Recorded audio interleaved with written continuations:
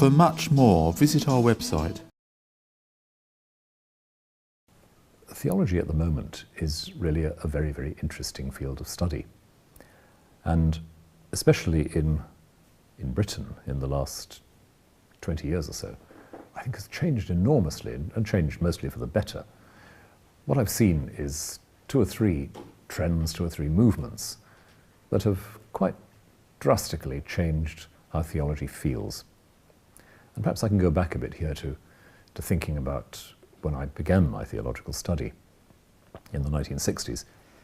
That was a time when one of the most dominant elements in theology was the study of the New Testament in a way that was shaped by German expertise, by the great German figures like Rudolf Bultmann, who on the whole approached the New Testament as a document which reflected the life of the early church rather than the life of Jesus, say, which assumed that the world view of the early church was mythological, that is, it was dominated by assumptions about supernatural beings and activities which we just don't share, and therefore that the important thing in the New Testament had to be simply the challenge to change your life, which was expressed mythologically in stories about Jesus, including the story of Jesus' resurrection.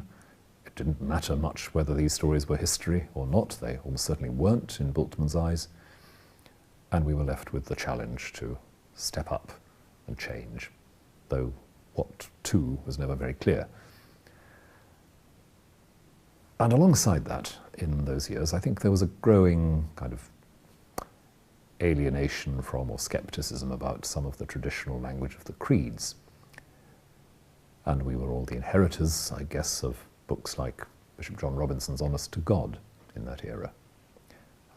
People were saying, well, all the language we use about God, it's surely so much shot through with a symbolism that we now can't accept, that it suggests a universe we don't really believe in.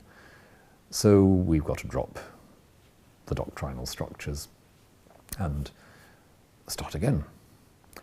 What I saw happening from, let's say, the middle 70s onwards was people realizing that actually you can't drive that kind of a wedge between the basic realities of faith and the language in which they're expressed.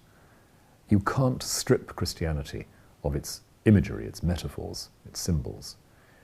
If you try, you end up with a very, very thin kind of Christian picture. You end up really with a sort of doctrine that it's nicer to be nice than to be nasty. And that doesn't add up to very much in the kind of world we live in. And you can't really begin to make sense on that basis of the dense, rich, textured language in which we worship, especially the language of the Eucharistic prayers, the Holy Communion. So what I've seen, I think, is people taking much more seriously the underlying structures and logic of some of those traditional doctrinal positions. People getting much more interested, for example, in the doctrine of God as Trinity, which was one of those things in the 60s which seemed to be completely ignored. People started asking, well, what was it that drove people to talk like that in the first place?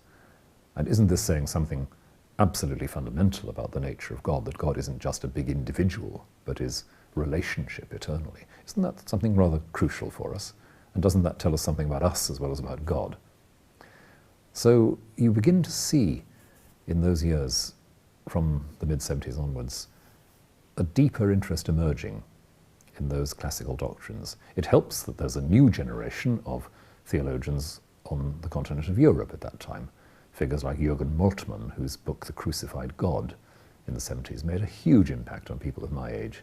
Here, at last, it seemed, was somebody who was thinking so much more deeply and so much more interestingly than a lot of the theologians we were reading.